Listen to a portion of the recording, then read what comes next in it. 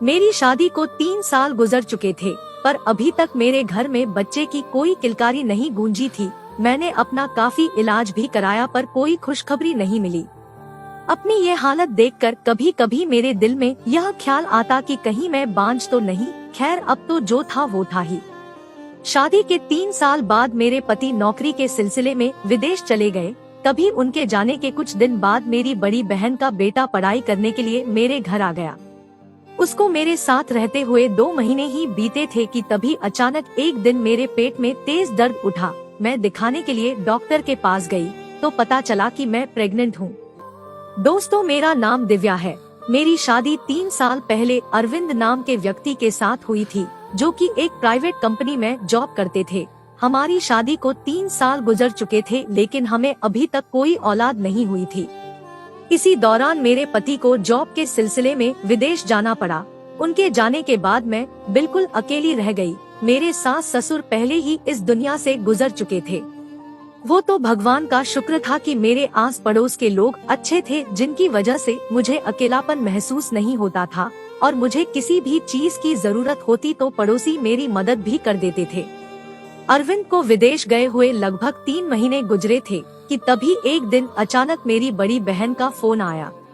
उन्होंने मुझसे कहा कि उनका बेटा तरुण पढ़ाई के लिए तुम्हारे शहर आ रहा है। लोगों ने उसे हॉस्टल में रहने की सलाह दी है, पर मैं चाहती हूँ कि अगर तुम्हें और तुम्हारे पति को कोई ऐतराज नहीं हो तो मेरे बेटे को तुम अपने पास रख लो। हॉस्टल का खर्चा भी ज्यादा है और हॉस्टल में रहने से बच्चे बिगड़ जाते हैं। वह तुम्हारे साथ रहेगा तो मुझे भी उसकी फिक्र नहीं होगी। तरुण के आने की खबर सुनकर मैं बहुत खुश हुई, पर अब मुझे अपने पति के इजाजत की जरूरत थी। जब यह बात मैंने अरविंद को बताई तो उन्हें भी कोई ऐतराज नहीं हुआ, बल्कि उन्होंने तो कहा कि तुम अकेले रहती हो, तरुण आ जाएगा तो तुम्हारा भी दिल लगा रहेगा और मैं भी सुकून से यहाँ पर काम कर पाऊंगा। अरविंद की इजाजत मिलते ही अगले 1-2 दिनों में तरुण मेरे घर आ गया। तरुण के आ जाने से मुझे घर में अच्छा लगने लगा, नहीं तो अरविंद के जाने के बाद यह घर मुझे काटने को दौड़ता था। तरुण बहुत अच्छा लड़का था, वो मेरा बहुत ख्याल रखता। कभी कभी जब मेरी तबीयत खराब हो जाती तो कहता, मौसी तुम्हें काम करने की कोई जरूरत नहीं, तुम आराम करो, और वह घर का सारा काम निपटा लेता। तरुण हर रात मुझे चॉकलेट दूध बना कर देता। मैं दूध पीती और सो जाती, और जब सुबह सोकर उठती तो मुझे बहुत सुकून मिलता।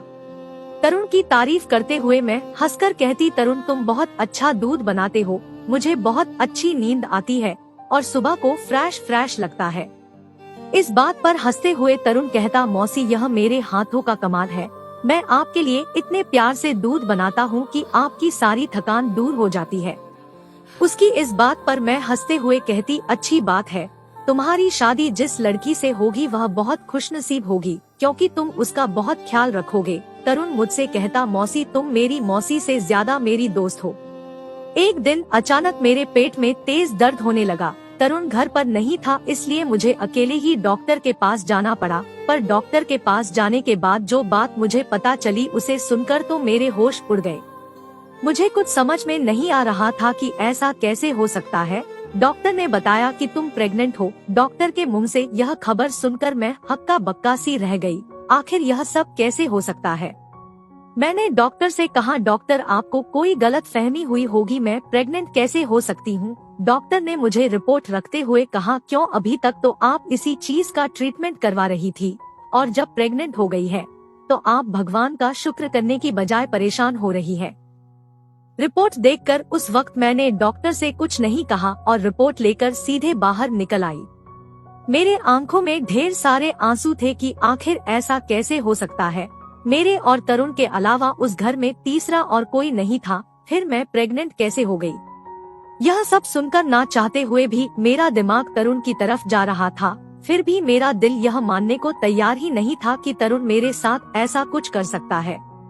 मेरा दिल इस बात के लिए गवाही ही नहीं दे रहा था, पर हकीकत तो मेरे सामने थी। यही सब सोचते विचारते किसी तरह मैं घर पहुंच गई। तरुण घर पर आ गया था। मैंने दरवाजे का डोर बेल बजाया तो तरुण ने दरवाजा खोला। तरुण मुझे देखकर मुस्कुराया और कहा, मौसी आप कहाँ चली गई थी, मैं आपके लिए कब से परेशान था। फोन लगा रहा था तो आपका मोबाइल स्विच ऑफ बता रहा था। उसने मुझे पानी और चाय के लिए पूछा, पर मैंने उसकी एक भी बात का जवाब नहीं दिया। अब वह मुझे एक आंख भी नहीं भा रहा था। मुझे उससे नफरत होने लगी थी। मुझे अपनी बहन की परवरिश पर बिल्कुल शक नहीं था। वो अपने बेटे तरुण को ऐसी परवरिश दे ही नहीं सकती थी। लेकिन जो रिपोर्ट मेरे हाथ में थी उससे सारा शक तरुण पर ही जाता था, क्योंकि मेरे और तरुण के अलावा घर में कोई तीसरा था ही नहीं। यही सब सोच सोचकर मैं बेड पर सिमटे हुए रो रही थी कि तभी मुझे याद आया कि जब से तरुण मेरे घर आया वह हर रात मुझे दूध बना कर देता था और दूध पीते ही मुझे बहुत अच्छी नींद आती थी।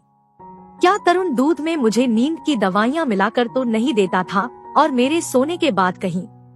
यह सब सोचते हुए मैं फूट फूट कर रो रही थी कि तभी तरुण ने मेरे कमरे का दरवाजा खटखटाया। मैंने जाकर दरवाजा खोला तो देखा कि उसके हाथ में दूध का गिलास था। वो हर रोज की तरह मेरे लिए चॉकलेट दूध बना कर लाया था।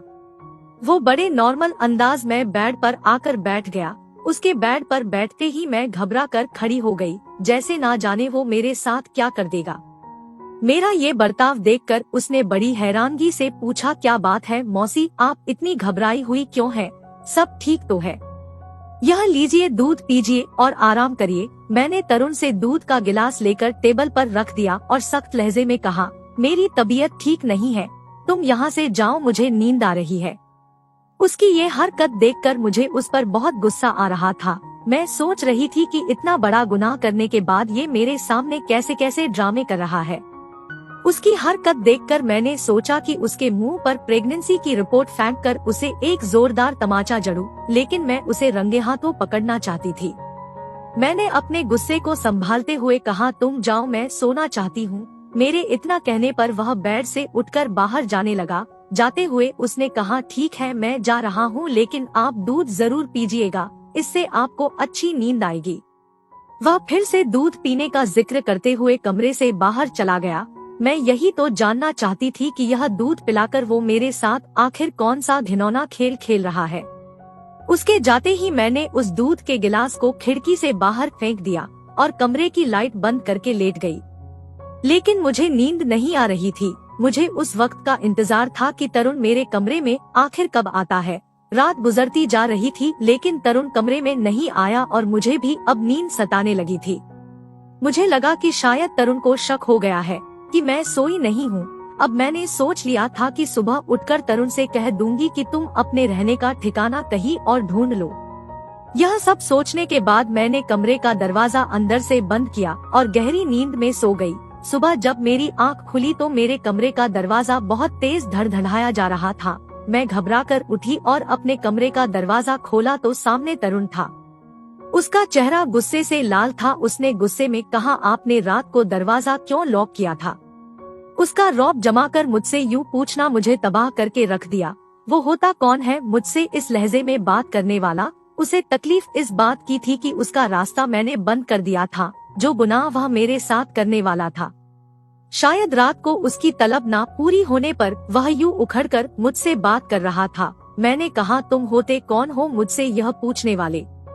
मेरे बुलंद और सख्त लहजे पर वो कुछ हैरान हुआ और फिर नरम लहजे से बोला, मौसी रात में आपकी तबीयत खराब थी, इसलिए मुझे आपकी फिक्र थी। मैं कब से दरवाजा खुलवाने की कोशिश कर रहा था, कहीं आपकी तबीयत कुछ ज्यादा ना खराब हो गई हो। मुझे उसकी झूठी फिक्रमंदी और दिखावे की परेशानी देखकर उस पर गुस्सा आने लगा। मैंने गुस्से में कहा, तुम्हें मेरी फिक्र करने की कोई जरूरत नहीं। यही कहते हुए मैं अपने कमरे से निकली और अपनी एक सहेली के घर चली गई। मैं उससे अपने मन की सारी बातें शेयर करना चाहती थी, क्योंकि मेरी मजबूरी थी कि मुझे किसी न किसी को तो अपने अबॉर्शन के लिए साथ ले जाना था। मेरे पति अरविंद अगले महीने आने वाले थे और अगर मेरी प्रेगनेंसी ज्यादा दिन की हो जाती तो मेरा अबॉर्शन भी नहीं हो सकता था, इसलिए मुझे जल्द से जल्द अबॉर्शन करवाना था। लेकिन उस दिन मैंने अपनी सहेली को यह बात नहीं बताई। सोचा अस्पताल जाकर बताऊंगी। मैंने उसे कहा, मेरी कल डॉक्टर के साथ अपॉइंटमेंट है, मेरी तबीयत कुछ ठीक नहीं, तुम्हें मेरे साथ चलना होगा। उस दिन मैं पूरा दिन अपनी सहेली के घर पर ही रुकी, वहीं पर खाना खाया और आराम भी किया। जब मैं शाम को लौटकर अपने घर आई तो मेरे साथ कुछ ऐसा हुआ जिसे देखकर तो मेरी जान सूली पर लटक गई। मैंने देखा घर पर मेरे पति अरविंद आ चुके थे। वो मुझे देखते ही अपने गले से लगा लिए और कहने लगे, अब बताओ कैसा लगा मेरा सरप्राइज, मैं कब से तुम्हारा इंतजार कर रहा था। उनसे लिपट कर मैं फूट फूट कर रोने लगी और सोचने लगी कि अब क्या होगा, मेरा अबॉर्शन कैसे होगा। उस वक्त मैंने अपने अंदर छुपे हुए दर्द को किसी तरह संभाला और ना चाहते हुए भी अरविंद के साथ मुस्कुराई। मैंने किसी तरह रात का खाना बनाया। खाना खाने के बाद तरुण अपने कमरे में सोने चला गया और मैं और अरविंद अपने कमरे में। अरविंद बहुत थके हुए थे, वो थोड़ी बहुत मुझसे बातें किए और फिर सो गए, पर मुझे पूरी रात नींद नहीं आई। मैं इसी सोच विचार में थी कि कल मैं अबॉर्शन के लिए कैसे जाऊंगी, कल क्या अब तो मैं किसी भी दिन अबॉर्शन कैसे कराऊंगी। अगर इन्हें मेरी सच्चाई पता चल गई तो मेरा घर टूटकर बिखर जाएगा। यही सब सोचते विचारते कब सुबह हो गई पता नहीं चला। मैंने देखा अरविंद सोए हुए थे। मैं कमरे से बाहर सोफे पर जाकर बैठ गई। मैंने देखा तरुण अपने लिए चाय बना रहा था। वो किचन से आया और मुस्कुराकर बोला, कैसा लगा आपको अरविंद मौसा का सरप्राइज। मैंने उससे गुस्से और नफरत से देखते हुए कहा, किस कदर ढीठ और ड्रामेबाज इंसान हो तुम, ऐसी मासूमियत से भरी अदाकारी कैसे कर लेते हो, शर्म नहीं आती तुम्हें। एक तरफ मौसी कहते हो और दूसरी तरफ, इसलिए बिना सोचे समझे मेरे जो मन में आया मैंने कह दिया। तरुण कहने लगा, मौसी ये आप क्या कह रही हैं? मुझे आपकी बातें बिल्कुल समझ में नहीं आ रही।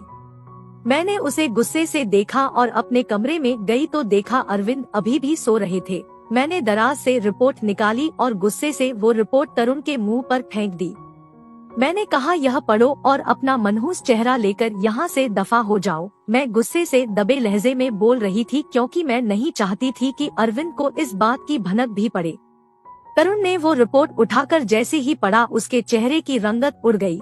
इससे पहले कि वो कुछ बोलता तभी वहाँ पर अरविंद आ गए और सीधा तरुण के पास गए। तरुण के हाथों से रिपोर्ट लेकर अरविंद को पढ़ते देख मैं घबरा गई और सोचने लगी कि अब तो मेरा घर बर्बाद हो जाएगा। यही सब सोचते सोचते मैं कब गिरकर बेहोश हो गई पता नहीं चला और जब होश आया तो अपने आप को हॉस्पिटल में पाई। मैं बेड पर लेटी हुई थी और अरविंद बड़े गौर से मुझे देख रहे थे। तरुण भी वहीं पर खड़ा था। अरविंद को देखते ही मैं रोते हुए कहने लगी, अरविंद इसमें मेरा कोई कसूर नहीं है। तरुण ही दूध में मुझे नींद की गोलियां देता था। भगवान के लिए मुझे छोड़िएगा मत, मैं आपसे बहुत प्यार करती हूँ। मेरी बात सुनकर अरविंद मेरे पास आए और मुझे गले से लगा लिया और कहा, तुम इतनी परेशान क्यों हो रही हो, मैं तुम्हें कभी नहीं छोड़ूंगा। मैंने तुम्हारे सारे टेस्ट नए सिरे से करवाए हैं, तुम प्रेग्नेंट नहीं हो। शायद किसी और की रिपोर्ट तुम्हारे रिपोर्ट के साथ बदल गई थी। ना तुम गुनहगार हो और ना ही तरुण। तरुण की नजर जब मुझ पर पड़ी तो मैंने देखा वो रो रहा था। मुझे देखते ही वो मेरे पास आया और मुझसे कहने लगा, मौसी आपने ऐसा सोच भी कैसे लिया कि मैं आपके साथ ऐसा कर सकता हूँ। मैंने आज तक किसी लड़की को नजर तक उठाकर नहीं देखा। आप तो मेरी माँ समान है। दोस्तों, इस कहानी से हमें सीख मिलती है कि सच्चाई जाने बिना किसी को दोषी न ठहराएं। धन्यवाद।